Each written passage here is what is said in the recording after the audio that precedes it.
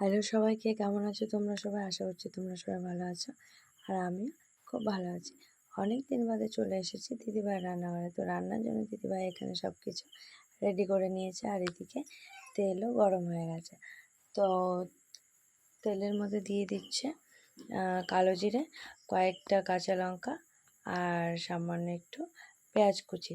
তো প্রথমে পেঁয়াজটাকে একটু লাল করে ভেজে নিচ্ছে। এবার এর মধ্যে কেটে রাখা শাকগুলো দিয়ে খুব ভালোভাবে ভেজে নামিয়ে নেবে। তো যতক্ষণ এদিকে এটা হচ্ছে ততক্ষণ দিদিভাই বাকি কাজগুলো সেরে নিচ্ছে। তো ইলিশ মাছের হবে হচ্ছে তেল ঝাল, আর পাবদা মাছের হবে হচ্ছে কালিয়া। তার জন্য ইলিশ মাছটাকে নুন, হলুদ আর লঙ্কার গুঁড়ো দিয়ে মেখে নিচ্ছে। আর এখানে একটা বাটির মধ্যে নিয়েছে লঙ্কার গুঁড়ো আর সামান্য একটু জিরে গুঁড়ো, জল দিয়ে এটাকে গুলে সাইডে রেখে দিচ্ছে।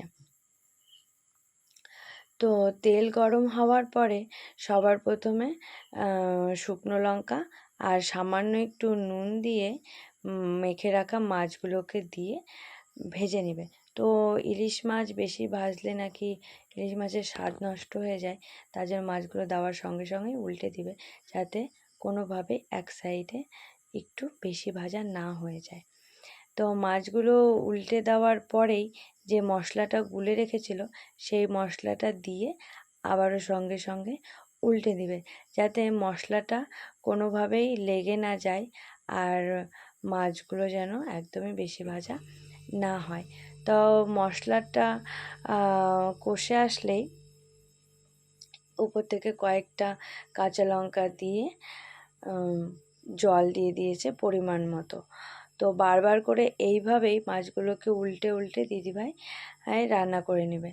আর ঢাকা দিয়ে 5 মিনিট বাদে বাদে ঢাকা খুলে এইভাবেই বারবার করে উল্টে এটাকে রান্না করে নেবে। তো দিদিভাইয়ের কাছে সরি চেয়ে নিব এর জন্যই, কারণ এটা প্রায় 1 থেকে 1.5 মাস আগের ভিডিও। আমার সময় হয়নি জন্য আমি এটাকে ভয়েস দিয়ে পোস্ট করতে পারিনি।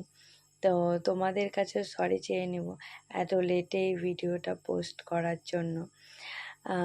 তো অন্যান্য ভিডিওগুলো পোস্ট করছিলাম, তারপরে হঠাৎই এটা আমার চোখে পড়ে যায়। তো ভাবলাম যে না, এটাই আগে আজকে কমপ্লিট করতে হবে। তো দেখো দিদিভাইয়ের এখানে ইলিশ মাছের তেল ঝাল রেডি নামিয়ে নিয়েছে, আর এবার পাবদা মাছটা রান্না করবে। তো একটা বাটির মধ্যে হলুদ গুঁড়ো, লঙ্কার গুঁড়ো আর জিরে গুঁড়ো জল দিয়ে গুলে রেডি করে সাইডে রেখে দিচ্ছে। আর পাবদা মাছগুলোকে নুন আর হলুদ দিয়ে মেখে একটু কড়া করে ভেজে তুলে নিচ্ছে। এবার সেই তেলের মধ্যে দিয়ে দিচ্ছে কালো জিরে আর রসুন কুচি। এবার রসুনটাকে একটু ভেজে নেওয়ার পরে এর মধ্যে দিয়ে দিচ্ছে টমেটো কুচি, দিয়ে সামান্য একটু নুন দিয়ে দিচ্ছে, যাতে টমেটোটা একটু তাড়াতাড়ি সেদ্ধ হয়ে যায়, তাহলে গ্রেভিটা ভালো আসবে।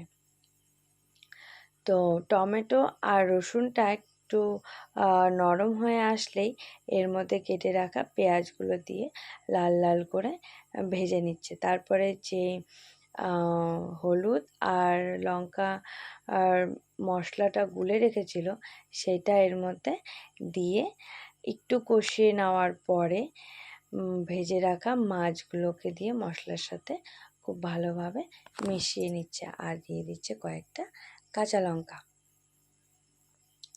তারপরে পরিমাণ মতো জল দিয়ে কিছুক্ষণ সময় ঢাকা দিয়ে ফুটিয়ে ওপর থেকে গরম মশলা দিয়ে নামিয়ে নিচ্ছে। তো এভাবেই রেডি হয়ে গেল আমাদের হচ্ছে পাবদা মাছের কালিয়া।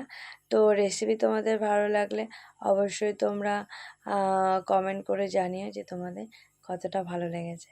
তো দিদিভাই রান্না এখানে কমপ্লিট। চলো দেখে নিই কী কী রান্না হয়েছিল। এখানে হচ্ছে ভাত, শাক ভাজা, পাবদা মাছের কালিয়া আর ইলিশ মাছের তেল ঝাল। থ্যাংক ইউ সবাইকে শেষ অবধি ভিডিওটা